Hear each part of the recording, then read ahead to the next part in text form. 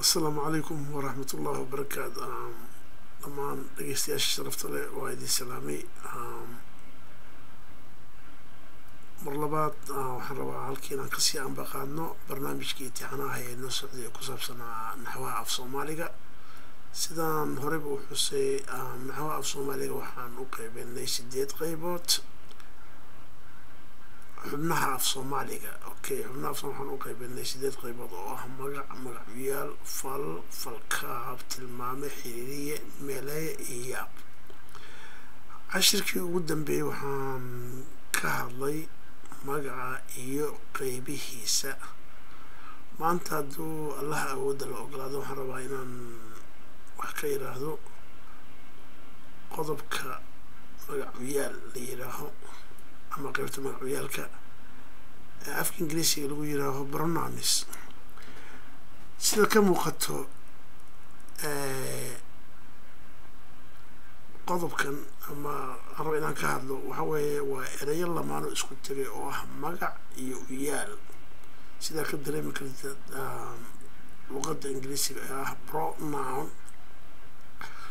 marka intaanan u gelin qodobka maanta ah aan ka hadli rabo oo ah magacayaal oo ka mid ah xubnaha hadalka af Soomaaliga, waxaan rabaa in aan hal yar oo dardaaran ah aan u diro dhammaan ummadda Soomaaliyeed iyo aqoonyahanada Soomaaliyeed oon iraahdo aqoonyahano ama ummadda Soomaaliyeed waxa waaye daryeelka iyo ilaalinta luqadda Soomaaliyeed waxaa mas'uul ka ah dhammaan ummadda Soomaaliyeed. sidaa daraadeed waa inaan tixgelin dheeraad siinaa ilaalinta af Soomaaliga. runtii midda kale rabo inaan kula dadaamo dhammaan tafatirayaasha wargeysyada ama barnaamijyada ka baxa telefishinada in ay tixgelin dheeraad ay siiyaan xarfaha laba laamo oo runtii bedeli kara macnaha ereyga. مثلا تصرحنا ده عن سوقاته وحجروا برنامج آد أقليم بدن وكبحوا يونيفرسال تي في وده يوري عبد الرحمن نظاره. برنامج أنتي برنامج آد أقليم بدن ويرجع له وانا رصع ده وانا الدعوة ده انت بدن تي فرصته هلو. عنوان كبرنامج كان لو معدل أيا وحاه حق ورن سيدنا أنا أفهمي لكن farta uu ku qoran yahay cinwaanka markuu TV ka soo galo waxaa qoran xog waran oo ra'aya ka maqan. ka sababtoo ah markay noqoto waran iyo waran waa laba eray oo laba macno kala gedisan leh. marka waxyaalaha noocaas oo qaadaadka ah isla markaasna ku faafaa dhammaan bulshada dhexdeeda waxaa habboon in la qabto.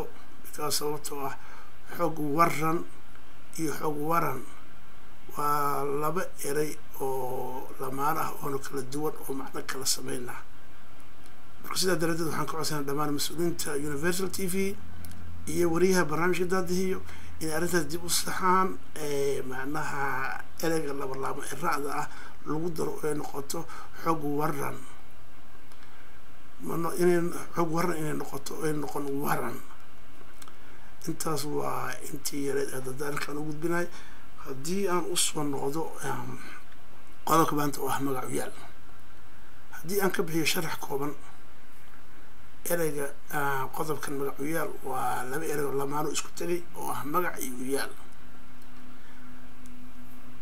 qeexid gaaban haddii aan ka bixin waxa waaye magacayaal waa ereyada buuxin kara kaalinta magaca.